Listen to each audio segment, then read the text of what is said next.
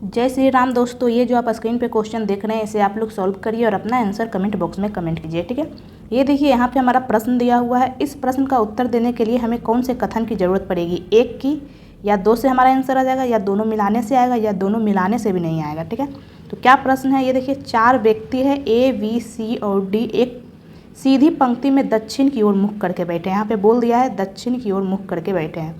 तो पूछा क्या है, दाएं छोर पर कौन बैठा है? इस प्रश्न का उत्तर देने के लिए हमें कौन सी कथन की आवश्यकता पड़ेगी?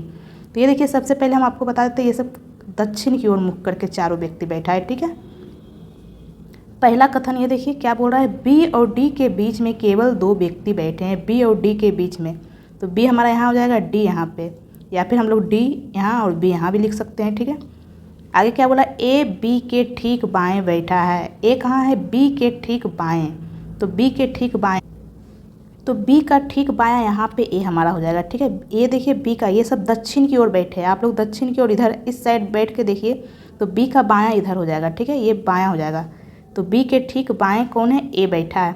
लेकिन अगर हम नीचे वाला फिगर लेते हैं तो बी का बायां इधर तो हो ही नहीं सकता, यानी कि ये हमारा नहीं होगा, ये हमारा ऊपर वाला फिगर सही बनेगा। ठीक है, तो बचा क्या? एक सी बचा, तो सी हमारा यहाँ हो जाएगा।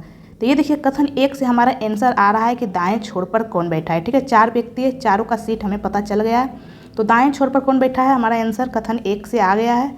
तो अब हम कथन 2 देखेंगे कि कथन 2 से हमारा आंसर आ रहा है या नहीं। ठीक है, केवल कथन 1 से हमारा आंसर आ गया है, तो अब हम कथन 2 देखेंगे। कथन 2 में क्या बोला है, बी और सी के बीच में केवल एक व्यक्ति बैठा है। बी और सी के बीच में एक व्यक्ति बैठा है, या फिर हम लोग ऐसे भी तो कर सकते हैं, बी और सी के बीच में एक व्यक्ति बैठा है। आगे क्या बोला, ए सी के ठीक दाएं बैठा है। ए कहाँ है? सी के ठीक दाएं, इसका दायां किधर हो जाएगा? इसका दायां इधर हो जाएगा, यानी ए हमारा यहाँ पे हो जाएगा। और इधर सी, ए क्या है? सी के ठीक दाएं, यानी सी का ठीक दाएं ए हमारा यहाँ पे हो जाएगा। ठीक है, तो ये देखिए इसमें कौन सा एक बच गया? डी बच गया। तो डी को हम लोग यहाँ रखे या फिर डी को हम लोग यहाँ रखे, पता ही नहीं है। ठीक है, डी यहाँ भी हो सकता है, यहाँ भी हो सकता है, और ऊपर से इसमें 2 फिगर बन रहा है। ये देखिए इसमें डी हमारा यहाँ हो जाएगा। ठीक है, तो इसमें दाएं छोर पर कौन बैठा है यहाँ कन्फर्म ही नहीं हो रहा है। ये देखिए ये 2 फिगर बन रहा है, एक ऐसे एक ऐसे है। ऊपर से ऊपर वाले फिगर में कन्फर्म ही नहीं है डी कहाँ पे होगा, यहाँ पे हो रहा है या यहाँ पे हो रहा है। तो दाएं छोर पे कौन बैठा है ये पता ही नहीं चल रहा है। ठीक है, या फिर हो सके डी यहाँ पे ना रहे, यहाँ पे हो जाए, तो इधर लास्ट में बी हो जाएगा। तो ए भी हो रहा है, बी भी हो रहा है, या फिर डी यहाँ पे ना हो के यहाँ हो गया तो डी भी हो रहा है। तो दाएं छोर पर कौन बैठा है ये पता ही नहीं चल रहा है। तो यानी 2 से तो हमारा आंसर नहीं आएगा, केवल कथन 1 से हमारा आंसर आएगा, यानी कि ऑप्शन नंबर 2 हमारा आंसर हो जाएगा।